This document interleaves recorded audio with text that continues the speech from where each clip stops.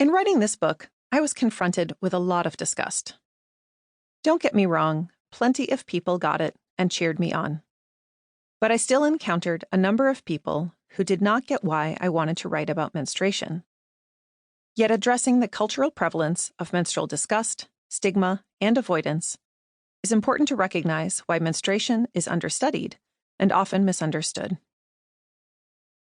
My favorite/least favorite example of this phenomenon comes from a study by Dr. Tomi Ann Roberts, a professor of psychology at Colorado College. Roberts hired women actors to pretend to be fellow participants in a study on group productivity. The actor would join the participant in a room, and the two would sit and fill out one packet of questionnaires together. While the researcher left to get the second packet of activities, the actor would pretend to fumble in her handbag for some lip balm. Under one condition, she would drop a tampon in front of the participant, and in the other condition, she would drop a hair clip. She would then return the tampon or hair clip to her handbag, get out the lip balm, use it, and put it back. The researcher would come back, have both participant and actor fill out a second packet of forms with key questionnaires actually needed for the research, and then lead them to a waiting area. The actor would sit in one chair, at the end of a row, in order to leave the participant a range of chairs to choose from, closer to or farther from her. What Roberts and colleagues found using that second stack of questionnaires is that the participants who saw the actor drop a tampon viewed her as less competent and liked her less. These findings were true regardless of the research participant's gender. The participants exposed to the tampon dropping condition were also then more likely to objectify women compared to those exposed to a hair clip drop. And the waiting area experiment, where the research participant could choose to sit closer to or farther from the actor?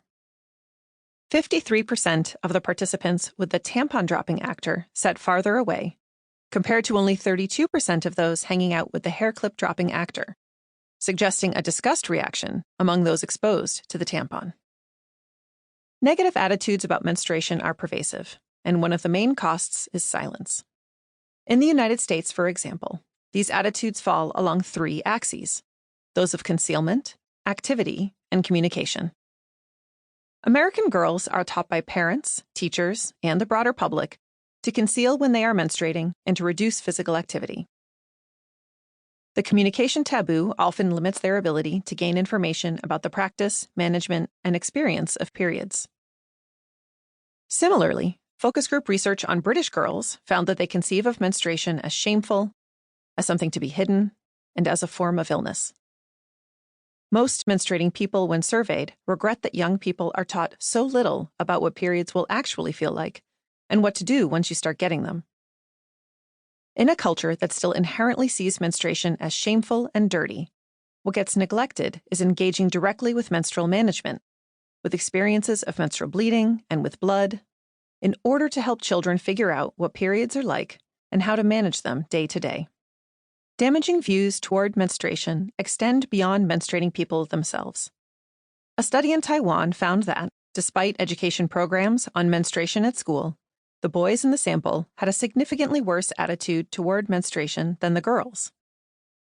An older study from the United States showed that men tended to think that the majority of menstrual symptoms occurred during the menstrual phase, whereas women reported that they occurred during the premenstrual phase.